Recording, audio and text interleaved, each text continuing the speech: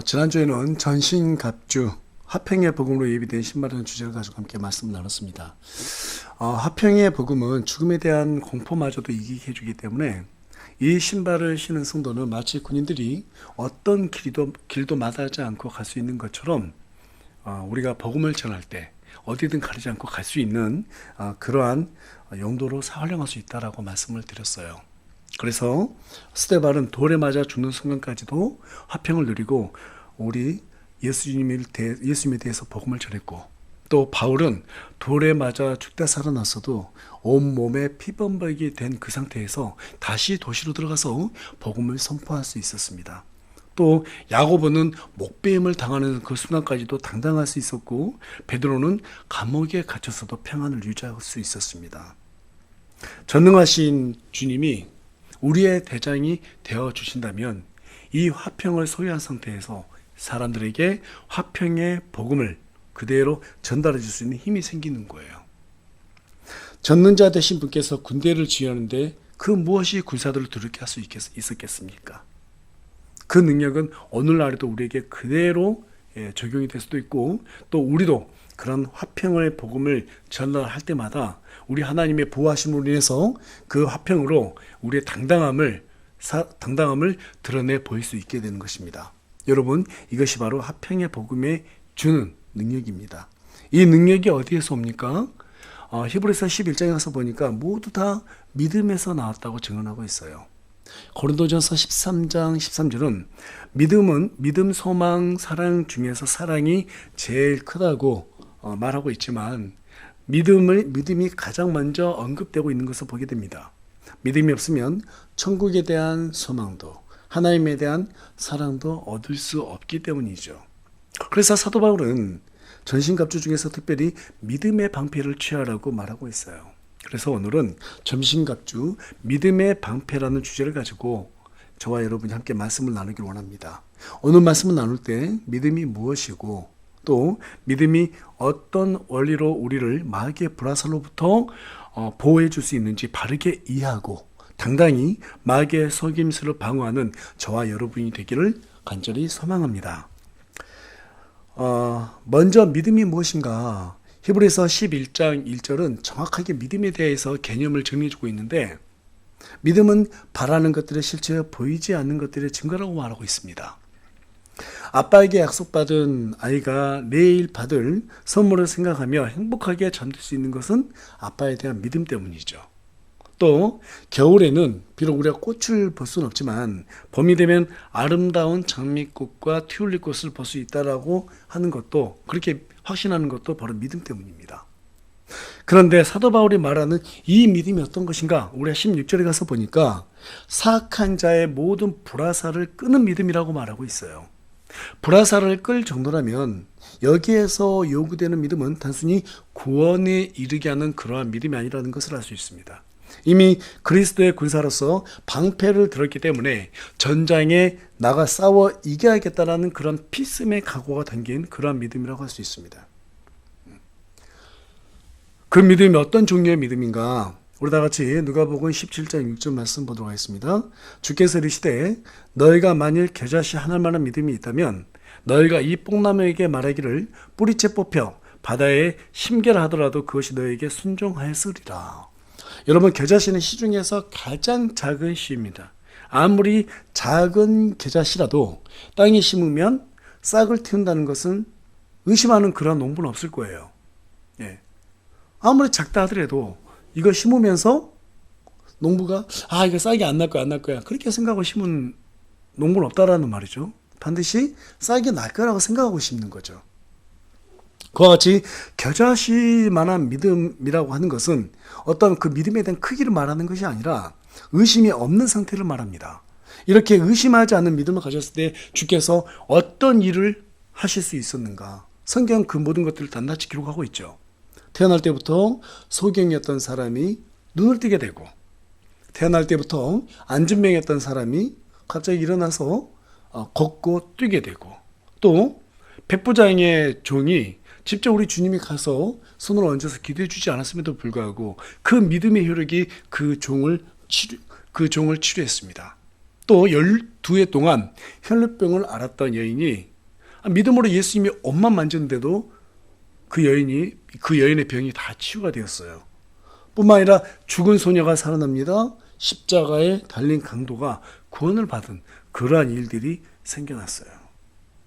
우리 주님이 요구하는 믿음은 결코 여러분 큰 믿음, 어떤 확신이 있어야 되는 믿음, 그런 게 아니에요. 의심이 없는 믿음을 요구하십니다. 우리가 생각하는 일반적인 확신이 크다 작다 믿음의 크기를 자꾸 어떤 무엇인가 기준이 없는 상태에서 자꾸 재단하려고 하는 그런 부분이 있는데, 어떤 믿음의 크기, 확신, 사실 확신이라고 하는 것은 믿음의 열매에서 나오는 것이죠. 또 그러한 것들은 순간적인 감정에 따라 가지고 커지기도 하고 작아지기도 합니다. 그래서 우리 주님께서 지금 이 본문에서 말하는 믿음의 방패, 여기에서 믿음은 어떤 크기로 재단할 수 있는, 기준할 수 있는 그런 것들이 아니라 의심이 없는 그러한 믿음의 방패를 요구한다는 거예요. 오직 모든 것이 하나님의 말씀대로 믿기만 하면, 순종하기만 하면 이루어질 것이라고 하는 의심이 없는 믿음, 그러한 믿음을 우리에게 요구한다라는 것입니다. 그런 의미에서 볼 때 믿음은 성도를 움직이는 연료이자 능력이라고 할 수 있어요. 아무리 좋은 성능을 가진 자동차를 하더라도 연료가 없으면 갈 수가 있어요, 없어요? 네, 갈 수가 없어요. 그와 같이 믿음이 없는 성도는 조금도 하나님의 능력을 드러낼 수가 없는 법입니다. 의심이 많은 성도는 마치 기름통에 연료통이 새는 그러한 자동차와 같아서 얼마 가지 못하고 주저앉게 돼 있어요. 어릴 때 제가 살았던 동네가 골목길이 많았습니다. 이 골목에서 쭉 내려다 보면 이 중간 정도의 중간 지점에 있는 그 집에 큰 개를 키웠어요. 그리고 대문을 항상 열어놔요. 개가 지나가는 사람만 보면은요, 너무 커가지고 막 짖는데 소리도 엄청나게 큰 거예요. 그래서 어렸을 때, 그때가 유치원 다닐 때인데, 유치원 가려면 항상 그 집을 지나가야 되잖아요. 근데 좁아요, 골목이. 근데 대문 열려질 때가 항상 있었어요. 너무 무서운 거예요. 그래서 동생하고 지나갈 때마다, 야, 이거 어떻게 지나가지 못하는 거예요. 물론 목줄은 묶여 있으니까 물지 못하겠지만 행위 모르잖아요. 그래서 지나갈 때마다 너무너무 무서워서 이거 어떻게 하지 하면서 어떨 때는 지나가지 못하고 다시 집으로 돌아가는 적도 있었던 것 같아요. 너무 무서우니까. 그런데 유일하게 무섭지 않던 예외인 순간이 있어요. 그게 언제냐면 아버지랑 같이 갈 때였어요. 아버지 손잡고 이렇게 지나가면 하나도 안 무섭더라고요. 그래서 그럴 때는 걔한테 너 조용해! 라면서 호기도 부려보고, 또 심지어는 걔를 바라면서 발로 막 이렇게 차는, 그렇죠? 그런 호기도 부려봤던 것이 기억이 납니다. 여러분, 어렸을 때 제가 그 용기를 어떻게 냈을까요? 그 용기가 어디에서 나왔을까요? 아버지에 대한 신뢰로부터 나왔겠죠. 어떤 일이 있어도 아버지가 나를 지켜줄 거야. 심지어는 걔가 나와도 우리 아버지가 걔보다 더 세니까 나를 지켜줄 거야. 그런 믿음에서 나온 거 아니겠습니까? 여러분, 우리 주님이 원하시는 믿음이 바로 이런 믿음입니다. 여기에서 진짜 중요한 포인트는 뭐냐면 얼마나 하나님을 의지하느냐, 의지하지 않느냐가 아니에요. 하나님이 진짜 내 아버지냐 아니냐가 중요한 거예요. 우리 하나님 어떤 분이세요? 하늘과 땅을 창조하신 전능하신 하나님이시죠. 전능하신 하나님이세요. 그 하나님이 내 아버지냐 아니냐, 이것만 믿어지면, 그게 믿어지면 그 어떤 것도 두려워할 수 없다라는 거예요. 사실 여러분, 우리가 확신을 믿음으로 체크할 때가 참 많은데요. 여러분, 확신은 믿음의 열매입니다. 믿음이 먼저 있어야지 그에 대한 확신이 오는 거예요. 자꾸 우리는 확신이 있어야 믿음이 있다 이렇게 생각하는데, 그런 믿음을 우리 하나님께서 지금 요구하는 것이 아니라 너희들이 믿음만 있으면 그 확신이나 열매를 맺을 수 있다라고 우리에게 말해주고 있는 거예요. 이 확신이라는 것은 감정이나 어떤 상황에 따라서 편차가 있기 때문에 어떤 때는 커지기도 하고 어떤 때는 작아지기 때문에 우리가 그걸로다가 믿음을 막 측정하려고 해서는 안 됩니다. 일단 우리가 저분이 내 아버지라는 사실, 그 사실을 받아들이고 절대 변하지 않는다는 믿음만 있으면 우리 하나님께서 우리를 책임져 주신다는 거예요. 믿으십니까? 예. 우리 아버지 하나님은 우리가 전장에 나가 죽길 바라는 분이 아닙니다. 어떤 아버지가 자식이 군대에서 전장에 나갔는데 그 아들이 죽길 바라겠어요? 그렇죠? 그런 아버지 하나도 없을 거예요. 만일 전장에 나가는 아들이 있다라면 뭐 정말 그 아들이 살고 싶다라면 좋은 방패를 선물하세요라고 했을 때 아마 여러분들 아버지는 어때요? 모든 집을 다 팔아서라도 가장 좋은 방패를 사서 주지 않겠습니까? 우리가 하나님을 믿기만 하면 정말 하나님이 내 아버지라고 하기만 하면 우리 하나님께서 그러한 방패를 주신다고 성경 우리에게 약속해 주고 있습니다. 문제는 우리가 그 아버지 하나님을 믿지 못할 때가 참 많다라는 거예요. 내 힘으로 뭔가 해볼 때가 참 많다는 거예요. 어떨 때입니까? 눈에 보이는 대로. 또 내가 할 수 있다는 자신감 때문에. 말씀이 다가 아니라는 생각. 그런 생각들이 우리를 하나님이 내 아버지가 아니라고 그렇게 생각은 안 하고 그렇게 뭐 말하진 않지만 우리 행동이 그렇게 움직일 때가 많다라는 거죠. 그렇다면 왜 믿음이 우리에게 방패인가? 우리 다 같이 에베소서 1장 13절 말씀 보도록 하겠습니다. 네, 우리 다 같이 한 목소리 읽어볼게요. 시작. 너희도 진리의 말씀 곧 너희 구원의 복음을 들은 뒤에 그리스도를 신뢰하였고 너희가 믿은 뒤에 또한 그분 안에서 약속의 저 거룩한 영으로 부응되었는데 왜 믿음이 우리에게 방패인가? 지금 여기 보니까 믿고 구원을 받은 사람에게는 우리 하나님께서 거룩한 영, 성령님께서 우리를 봉인한다고 말하고 있죠. 봉인한다. 봉인한다라는 것은 뭐냐면 우리 마치 주부들이 먹고 남은 음식이 있으면 그것을 조금 더 잘 보관하기 위해서 어떻게 해요? 랩으로 이렇게 싸죠. 랩으로 싸죠. 공기를 차단하기 위해서 랩을 싸게 됩니다. 그와 같이 우리가 믿음으로 구원을 얻게 되면 죄를 제거하시는 그리스도의 피가 우리 몸을 완전하게 어떻게 해요? 랩핑한다라는 거예요. 완전하게 둘러싼다는 거예요. 이게 바로 봉인이에요. 하지만 우리의 믿음이 약해지면 어떻게 됩니까? 전신갑주에 빈틈이 생겨요. 내 힘으로 해보려고 해요. 죄를 져요. 그러면 그곳에 빈틈이 생길 수밖에 없게 됩니다. 그 빈틈으로 마귀가 불화살을 날리는 거예요. 물론 그렇다 해서 그 불화살이 구원을 취소시킨다거나 뭐 우리를 지옥으로 떨어지게 한다거나 그렇지 않습니다. 하지만 큰 상처를 받게 된다는 거예요. 가령 그 불화살이 허리를 겨냥했다면 우리는 어때요? 전신갑주 중에서 진리 허리띠 여기에 손상을 입게 되겠죠. 죄로 인해서 또는 우리가 잘못된 어떤 교만 때문에 이 진리 허리띠가 해제가 되면 그것으로 불화살 날린단 말이에요. 그렇게 되면 어떻게 되겠어요? 진리에 대한 균형감을 잃어버린다는 거예요. 또 혹은 우리가 막 교만해져 있어요. 마음에 내 의가 막 들어찼어요.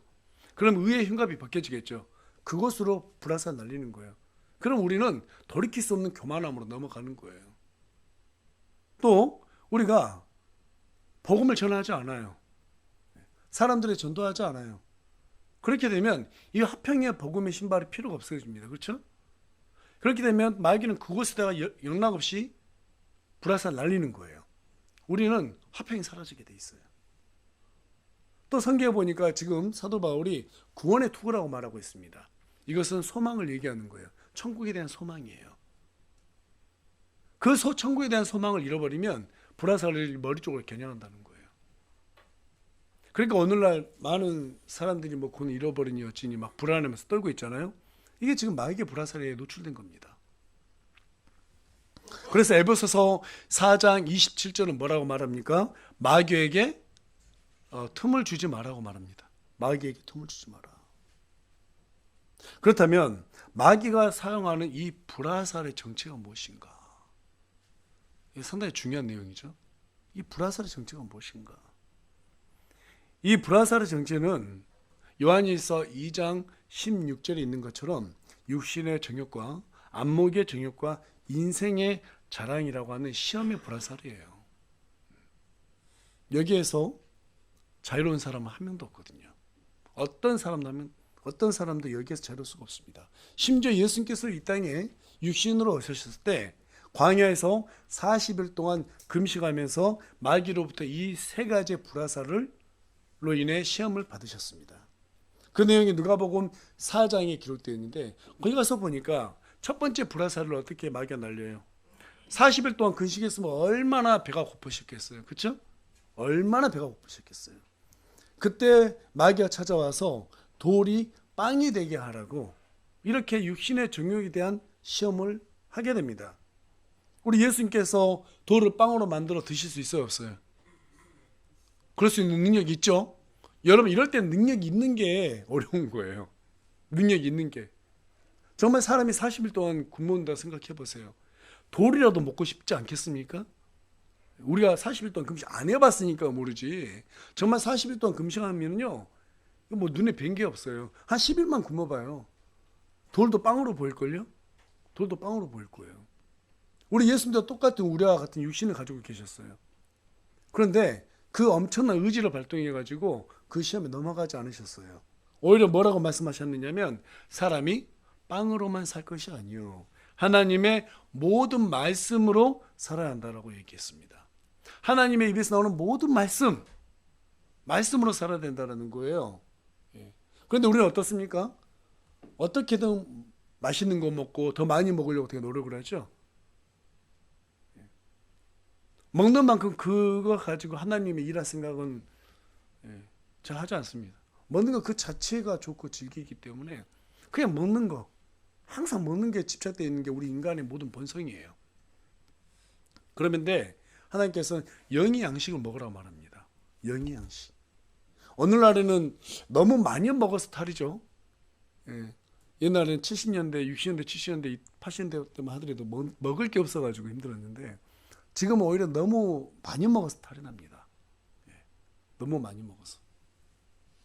근데 신기하게도 먹는 것을 좋아하는 것만큼 말씀은 잘 안 봐요.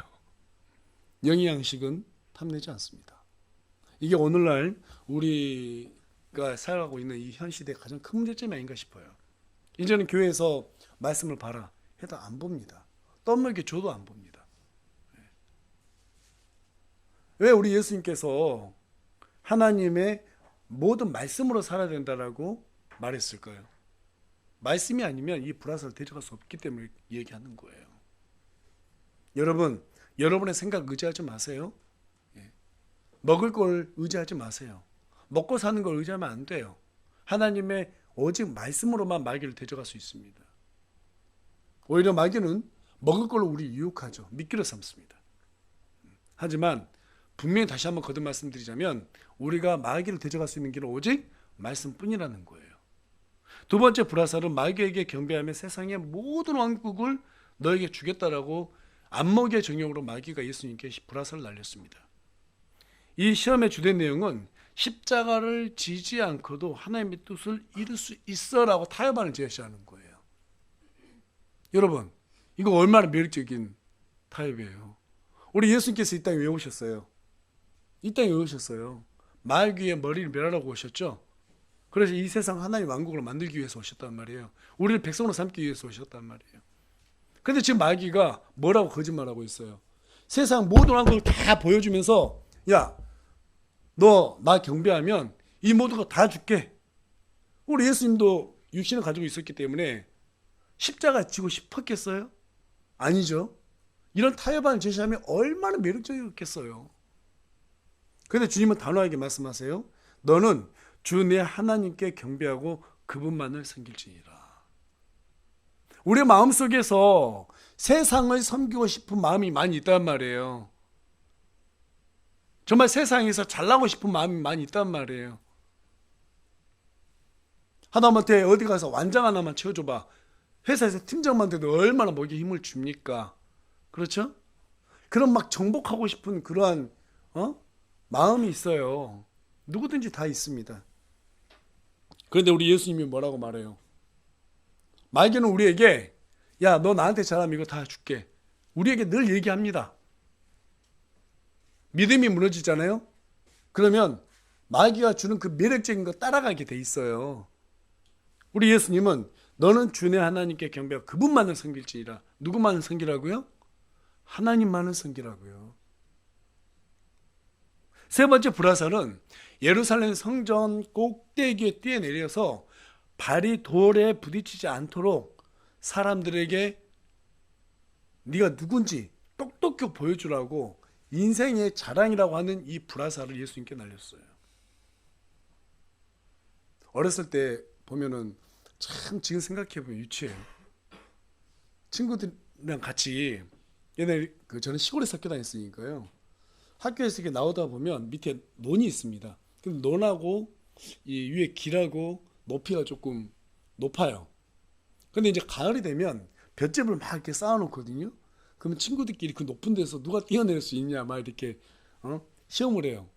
그러면 이 여학생들은 관심도 없는데 남자들끼리 막 모여가지고 야 내가 뛰어내릴 수 있어요. 좀 먼저 뛰어내리면 옆에서 막 박수 쳐주고 와 이래요. 그럼 이제 어떤 애들은 야 나는 논으로 밑에 볏짚을 안 뛰어내릴 수 있어. 그냥 바로 밑에 땅바닥 뛰어내릴 수 있어. 그러다가 이제 발 부러지는 애들도 있고 막 그렇죠. 예. 사람이 그렇습니다. 어린 아이들도요. 정말 너 야 잘한다 그러잖아요. 그러면 발이 부러져도 떨어져요. 이게 사람의 마음이거든요. 인정받고 싶은 마음이에요. 예수님께 성전 꼭대기에서 떨어져서 발이 땅에 닿지 않도록 해라. 할 수 있는 분이잖아요. 그렇죠? 할 수 있는 거 아니까 마귀가 그런 시험을 한 거예요. 마귀도 우리에게 자꾸 불화살을 날려요. 야, 너 이거 할 수 있잖아. 해봐. 그러면 교인들이 막 너 인정해 준다? 너 직장 사람들이 너 와 대단하다 인정해 줄 거야. 한번 해봐. 이 인생의 자랑을 자꾸 부추겨요. 우리는 그 순간에 넘어가게 되잖아요. 그러면 어떻게 됩니까? 바로 교만해지게 돼 있어요. 이 의의 흉배가 착 떨어지게 돼 있습니다. 그때 불화살 탁 날리는 거예요. 이게 전부 다 미끼입니다. 미끼예요. 이때 주님께서 하시는 말씀이 너는 주 내 하나님을 시험하지 말라. 시험하지 말라. 네. 분명히 말씀하세요. 지금 마귀가 예수님한테 지금 시험했잖아요. 마지막 예수님 뭐라고 말씀하세요? 너는 주 내 하나님. 예수님이 자신이 하나님이라고 지금 얘기하고 있는 거예요. 주의 하나님을 시험하지 말라. 우리가 그런 영광을 누리기 위해서 시험에 넘어가게 되면 우리도 모르게 어때요? 예수님을 부인하는 그러한 길로 가게 돼 있다는 것입니다. 하나님은 그걸 원치 않으세요. 철저하게 우리가 높아지는 것이 아니라 철저하게 우리를 통해서 하나님을 높이기를 원하십니다. 여러분, 저와 여러분은 우리 자신을 높이는 게 목적이 아니에요. 우리의 목적은 뭐예요? 하나님을 높이는 거예요. 우리가 높아지면 하나님은 높아지지 못해요. 우리가 낮아져야 하나님이 높아지는 거예요. 여기에 넘어지면 우리는 믿음의 방패를 이제 더 이상 들 수 없게 됩니다. 그러나 많은 경우 우리는 육체의 정욕과 안목의 정욕과 인생의 자랑이 얼마나 우리에게 해악을 끼치는 줄을 잘 알면서도 여기에 대한 미련을 버리지 못하고 자신을 속이는 일을 그만두지 못하고 있습니다. 믿음의 조상 아브라함도 한때는 아비멜렉에게 자기 아내 사라를 누이라고 속일 때 이 믿음의 방패가 무너지고 말았습니다. 손에 힘이 빠져서 믿음의 방패를 내려놓을 때 욥의 인내도 큰 상처를 받고 말았어요. 누구든지 불화살에 맞으면 받은 은혜도 안전하지 못하게 되는 법입니다. 그래서 날마다 긴장을 유지하는 가운데 믿음의 방패로 날아오는 그 불화살을 전부 다 막아내야 돼요. 막아내야 돼요. 불화살을 막지 않으려면 어떻게 이 믿음의 방패를 사용할 수 있어야 되는가? 사도 바울은 지금 오늘 16절 가서 보니까 모든 것 위에 믿음의 방패를 취하라고 말하고 있어요. 모든 것 위에. 적이 쏜 화살이 아군의 머리 위로 날아오듯이 마귀의 불화살도 주의 일과 관련된 모든 것 위로 날아온다는 이 말입니다. 이 모든 것 위로 날아오는 것을 막으려면 어떻게 해야 될까요? 어떻게 해야 될까요? 우리 다 같이 데살로니가 전서 5장 16절 말씀 보도록 하겠습니다. 우리 다 같이 한 목소리 읽어보겠습니다. 시작. 항상 기뻐하라. 쉬지 말고 기도하라. 모든 일에 감사를 드리라. 이것이 그리스도 예수님 안에서 너희에 대한 하나님의 뜻이니라. 네. 기쁨을 방해하는 유일한 악덕이 무엇인가? 염려입니다. 염려예요. 로마서 8장 6절에 가서 보니까 육신적으로 생각하는 것은 사망이요 영적으로 생각하는 것은 생명과 평안이니라. 염려는 육신적인 생각이 만들어낸 두려움이라고 하는 재료로 삼아서 우리에게 던져지는 것들이에요. 이것을 제거할 수 있는 유일한 방패가 무엇이냐? 기도입니다. 기도. 영적으로 침체된 사람들의 공통점은 기도를 멀리한다는 거예요. 하더라도 형식적으로 하고 의무적으로만 하고 일어난다는 거예요. 깊이 있는 기도를 하지 않는다는 거예요. 그러나 주님이 지금 뭐라고 말씀하세요? 쉬지 말고 기도하라고 말씀하셨어요. 어느 정도로 쉬지 말고 기도해야 되는가? 염려가 제거될 때까지 쉬지 말고 기도하라는 거예요. 평소할 때 막 중얼중얼거리면서 쉬지 말고 기도. 이게 아니라 우리가 염려가 들어오면 그때마다 하나님 앞에 무릎 꿇고 이 염려가 다 사라지고 화평이 들어올 때까지 우리 주님께서 뭐라고 말씀하세요? 쉬지 말고 기도해야 된다라는 거예요. 많은 사람들이 그렇습니다. 힘들어 죽겠는데 어떻게 기도해요? 힘들 때는 찬양도 안 나와요. 그게 싫을 것 같으면 누구든지 다 이겨내죠. 그렇죠? 여러분 공부하고 싶은 사람이 어디 있어요? 학생들 중에서. 우리 학생들 공부하고 싶어요? 나 날마다 나 공부하고 싶어. 성적 떨어지는데도 공부하고 싶은 마음이 들어요? 누구 한 사람 든다고 하는데 아주 위선적인 대답이 아닌가 싶어요. 어쩌면 성적을 아예 포기했기 때문에 관심이 없어서 그럴 수도 있고. 여러분 1등 하던 애들이요 2등하고 3등 하잖아요. 공부를 진짜 하고 싶지 않은 생각이 들어요. 성적 떨어지고 자꾸 엄마 아빠한테 혼나고 그러면 공부하기 싫을 거예요. 신앙생활도 마찬가지입니다. 넘어지잖아요. 힘들잖아요. 더 기도가 안 나오는 게 맞아요. 그런데도 우리 주님께서 하시는 말씀이 뭐라고 하느냐? 너희들 마음속에 염려가 있어. 평안이 없어. 두려워. 그러면 그것이 제거될 때까지 기도하라고 우리한테 얘기하는 거예요. 그래서 쉬지 말고 기도하라는 말이에요. 여러분 염려가 들잖아요. 교회로 오세요. 그리고 우리 저기 유아실 있잖아요. 방음 시설 잘 돼 있어요. 안 들려요 바깥으로. 딱 문 닫고 하나님한테 문 다 걸어 잠궈 놓고 기도하세요. 쉬지 말고 기도하세요. 그 염려 다 사라질 때까지 기도하세요. 그러면 하나님께서 우리에게 화평을 주십니다. 저도 마찬가지입니다. 어떤 일이든 간에 좀 마음이 어렵고 염려 같으면 바로 교회로 와요. 그리고 저희 들어가서 혼자 막 기도해요. 기도할 때요. 마음에 그 불안한 게 다 사라질 때까지 기도해요. 어떨 때는 정말 5분만 기도했는데 싹 사라질 때가 있어요. 이제 그럴 때 이제 일어나요. 됐다 오늘 기도. 또 어떨 때 1시간을 기도해도 안 사라질 때가 있어요. 그럼 그 다음날 또 와서 기도해요. 그것도 안 되면 금식이에요. 하나님께서 그렇게 매달려 그런 거거든요. 금식은 그럴 때 하는 거예요. 염려가 사라질 때까지 기도하는 거예요. 그러고 나면 하나님께서 어느 순간 화평을 주세요. 그러면 그때 기도를 이제 그만해도 괜찮은 거예요. 우리 하나님께서 우리에게 쉬지 말고 기도하라는 것은 염려가 있는 상태에서는 우리가 복음도 전할 수가 없어요. 염려가 있는 상태에서는 하나님 일을 해도 기쁘지가 않아요. 기쁘지 않은 사람들이 항상 어때요? 불평이 많아진단 말이에요. 그것을 자꾸 누구 탓으로 돌리려고 그래요. 그게 인간의 비겁한 속성에서 나온 거거든요.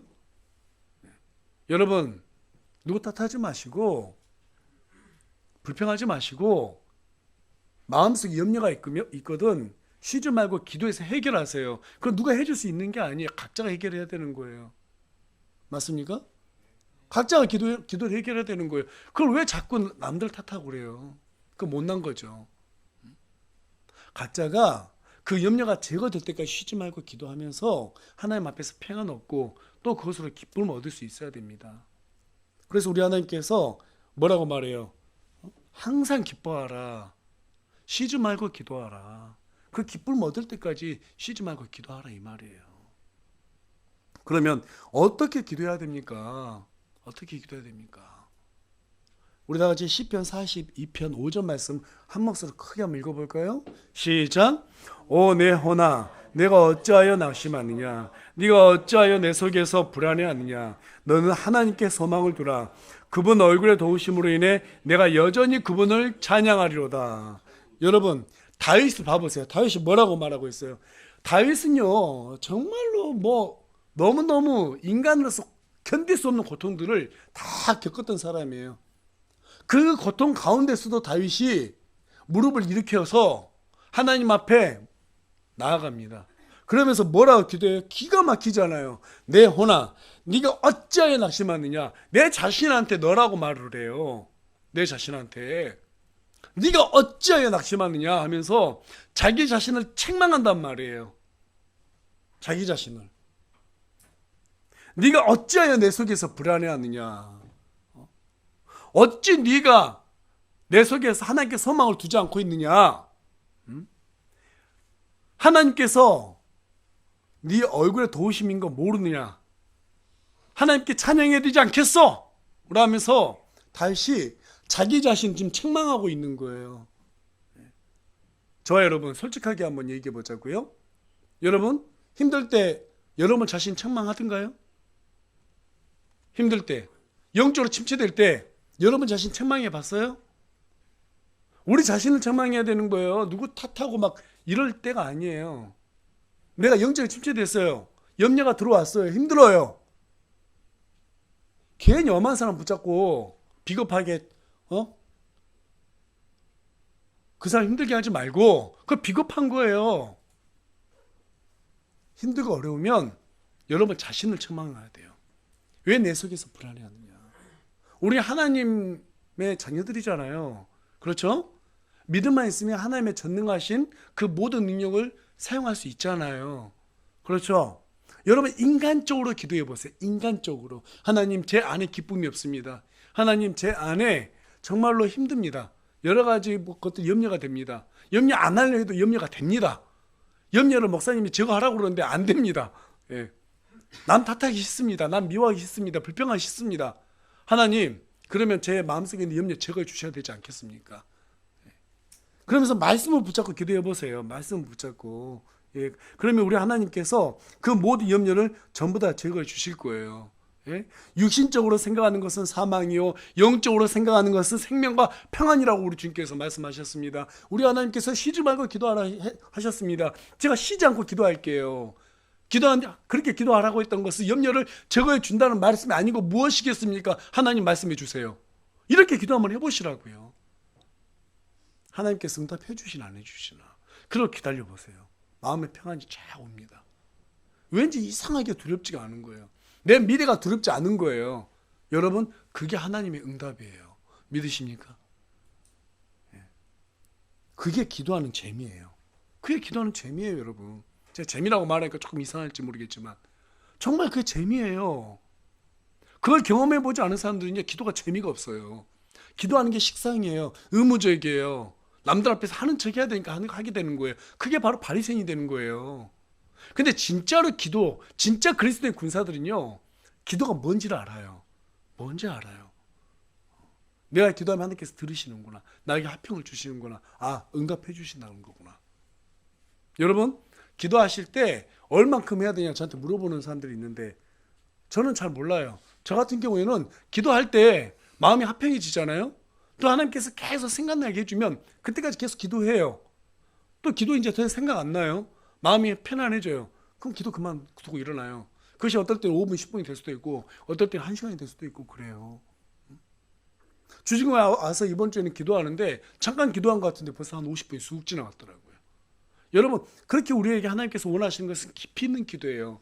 하나님께서 기뻐하실 때 우리가 시간 가는 줄 모르고 기도하게 돼 있어요. 이 기도가 죽어버리면 숨이 막혀요. 숨이 막히면 믿음의 방패를 들어 올릴 수가 없어요. 맞습니까? 들어 올릴 수가 없어요. 여러분 염려가 들어오고 힘들고 지치고 기쁨이 없어요. 그러면 여러분 자신을 책망하는 기도를 드리십시오. 그러면서 힘을 달라고 하나님께 호소하십시오. 그러면 모든 화평 가운데 계신 우리 하나님께서 어때요? 우리의 생각과 마음을 다 지켜주실 것입니다. 그리고 모든 일에 감사하는 기도로 마치시기 바랍니다. 감사하는 사람은 절대로 믿음의 방패를 내려놓지 않게 됩니다. 감사하는 사람은 이런 불화살을 맞지도 않습니다. 특별히 기도를 통해서 하나님을 경험해본 사람의 방패만큼 더 강한 방패는 있을 수가 없어요. 그렇다면 마지막으로 어떤 사람이 강한 믿음의 방패를 지닌 사람인가? 어떤 사람이 강한 믿음의 방패를 지니고 있는가? 로마서 5장 4절 말씀으로 다 같이 한번 읽어보겠습니다. 시작. 인내는 체험은 소망을 이루는 줄 우리가 아노라. 예. 여러분, 한여름인데 눈이 내리는 풍경을 보고 싶어요. 그럼 어때요? 눈이 그리우면 겨울을 기다려야 되죠.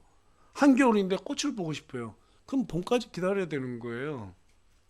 그와 같이 강한 믿음의 방패를 지니고 있는 사람은요, 기도한 뒤에 확신을 가지는 가운데 인내할 줄 아는 사람이에요. 하나님 응답을 기다리는 사람이에요. 아, 왜 응답 안 해줘? 당장 나 급한데. 그렇게 기도하는 것은요, 하나님 앞에 하나님을 내 종으로 부르듯이 지금 하는 그런 기도밖에 안 돼요. 어떠한 형태로든지 내가 원하든 원치 않는 형태로든지 간에 하나님께서 응답하신단 말이에요. 그때까지 기다릴 줄 알아야 돼요. 그래서 지금 뭐라고 말해요? 사도 바울이 로마서를 통해서 인내는 체험을, 그렇죠?